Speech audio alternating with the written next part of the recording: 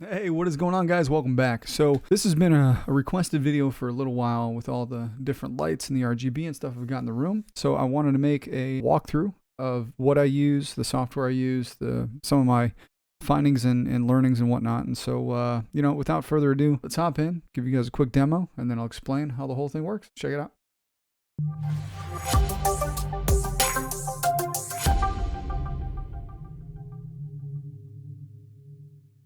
Alright dudes, before we get started, I'm just going to point out all the music that I'm using is no copyright, and you can find all of the songs and whatnot down below in the description when they are not on the screen. So, let's check it out.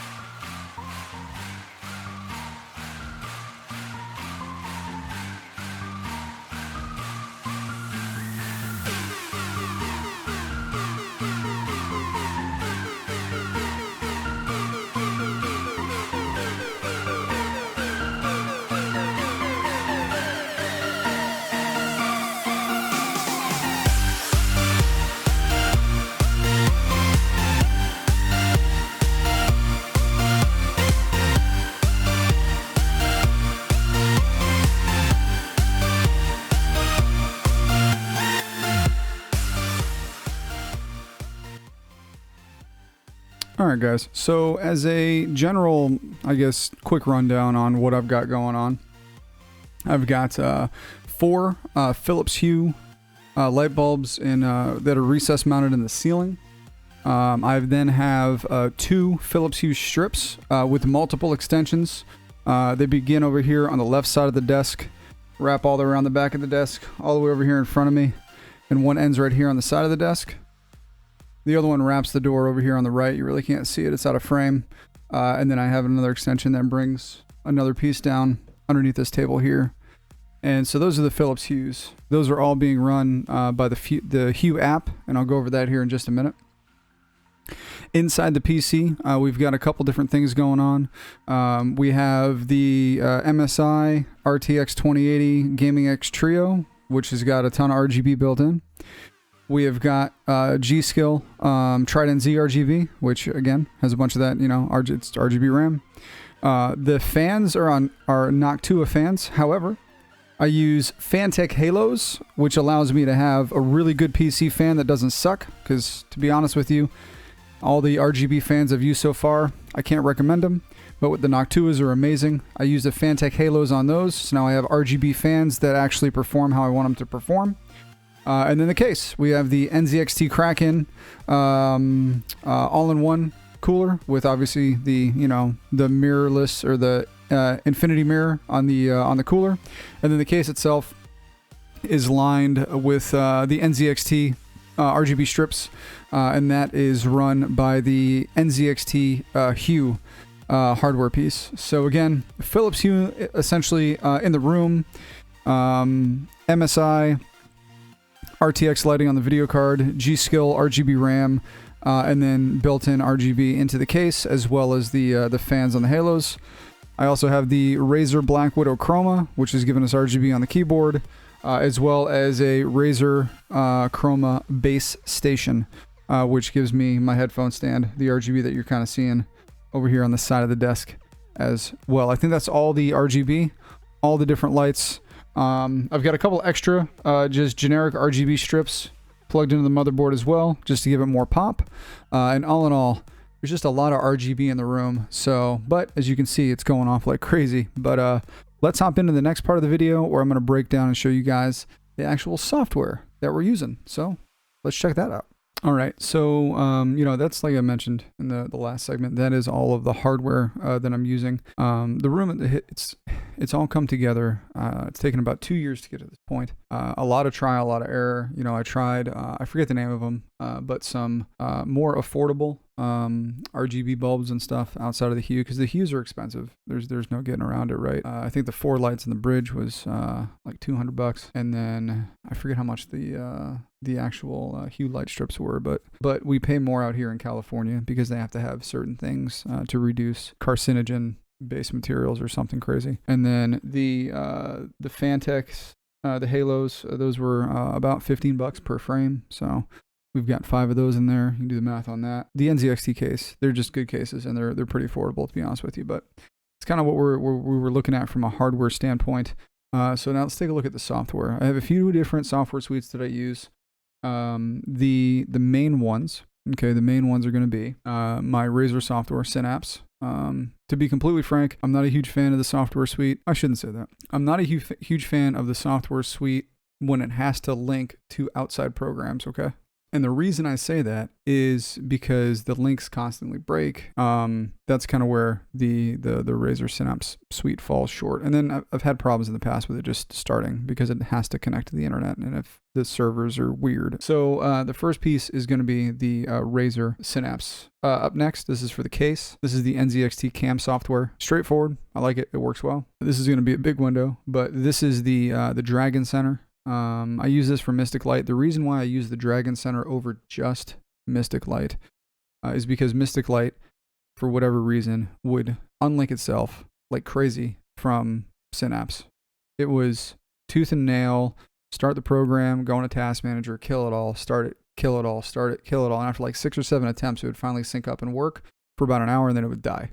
MSI really needs to get on the ball when it comes to the RGB software if they want to advertise and promote it. However, the Dragon Center, for whatever reason, the integrated Mystic Light that's inside Dragon Center seems to be quite reliable. And I haven't had too many problems with it, so which is good. And then, you know, right in here in the Dragon Center, there's Game Sync. So I click this, it links it to Synapse. In Synapse right here, here's MSI Mystic Light.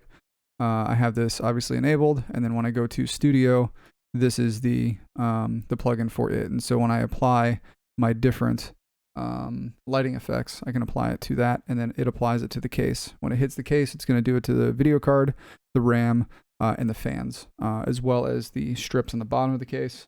And there's like, you know, a few LEDs or whatever on the motherboard that you can't see because it's buried behind all the components. So, and then I tried a lot of different things, okay? You have the ability in Synapse to connect Hue. I hate it. Doesn't work well at all. When you go to do it for music and stuff, it's just like it's just not good. It's just not good, because the way that the music stuff in Synapse works is that essentially you have a spectrum, and the louder it goes, the closer it goes to one end of the spectrum. So if you have music that's like loud in general, because you can't filter, you can't say, hey, apply this effect to the bass, and so only on the beat is boom, boom, boom. You can't do that, right? And so when I had the whole room hooked into Synapse, essentially couple songs would work pretty well, and everything else, the room would just turn one color when it got loud, and it sucked. And so what I've done is believe it or not, the Phillips Hue app itself is an absolute banger.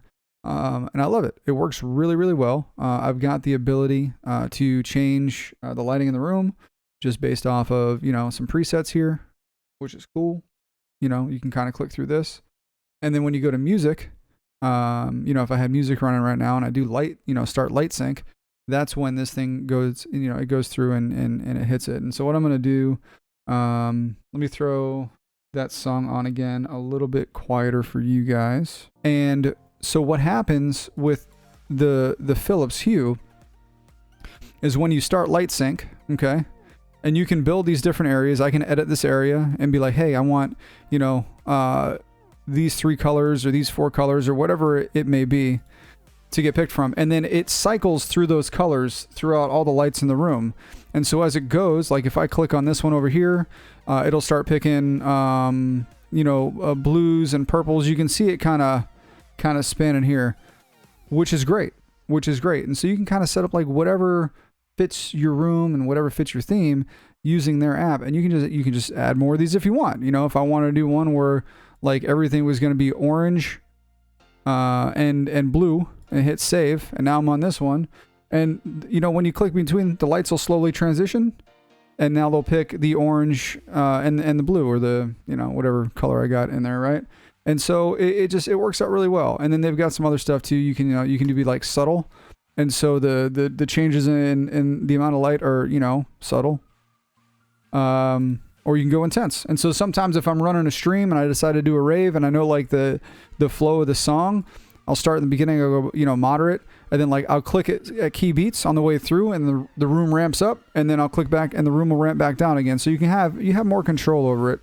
So it's again, the Phillips Hue stuff is great in terms of controlling all of the hue lights, which is awesome. And then, you know, you can just kind of stop sync. I'm gonna go ahead and I'm gonna stop this song real quick. And you can stop sync, and then you can go back to your scenes or whatever, and you can be like, I want to do, you know, Tyrell, and boom, and now your lights are back. So I was looking for software to control the hue for a long time. I had always kind of glossed over the Philips Hue software itself, because I was like, honestly, how good can it be if it's from these guys? It's actually really, really good. So, you know, I definitely recommend their software solution. And then on top of all of that, one other thing I use is my Stream Deck. And I have my lights command. I've got a bunch of presets, right? And all these different presets, you know, essentially allow me just to change. I can take over the lights, and, you know, if I want to change them all to teal, or turn all to white, turn on the house lights, you know what I mean? You know, yellows and oranges and stuff. And so I have it all keyed into my Stream Deck. And so I have commands in my chat where, you know, people can spend channel points, and they're like, hey, set all your lights to pink. And I'm like, okay, cool. And I hit that. That takes care of all the hues. And then I've got presets that I have quick access to for my Razer stuff, which then controls the case. So I can be like, cool, pink. And now all that stuff goes pink. And then I have to go out here to NZXT and find pink in here as well. And then that'll change the actual case to pink. So there's definitely, you know, everything is not fully, you know, integrated. Everything is not, you know, seamless, I guess, if you will. You know, there isn't a press one button and you're set across the way. It takes, you know, a decent amount of software. This has been, I think, the best kind of setting I've had so far. I've tried a few other suites as well. They didn't work out so hot. And they used a lot of CPU usage. There was at one point, I'm on a 9900K at 5 gigahertz, and my RGB controls were using 50%. That's an 8-core, 16-thread CPU. There's no reason that RGB should be eating up that much. And so I think even with this one, let me check it real quick. I still use, not gonna lie, it uses a lot to run all this stuff. Right now, while recording, let's see, OBS is using about 10%. I'm about 30% plus passive, you know, Windows processes and whatnot. So Chrome. So I'm probably using about 10% of my CPU, 12% of my CPU, but it's low enough to where I'm comfortable enough to check it all out. So once again, guys, that's, you know, kind of the rundown of the room, super high level. One last time, we've got Philips Hues, 4 bulbs recessed in the ceiling. We've got 2 sets of Philips Hue light strips, one around the door, this table over here. I guess I can kick you guys back to the rave scene so you can see it. Over on this table here, and then all the way around this desk.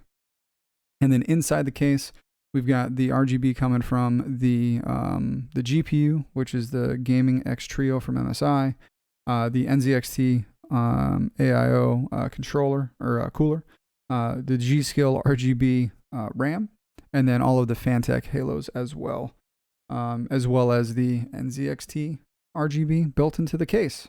And then we've also got the Black Widow Chroma that's kicking off synced RGB, as well as the Razer headphone base station, which is synced in as well. So again, all these different elements and components are all synced into the stream. I can then run those through the software I ran you guys through just a few minutes ago.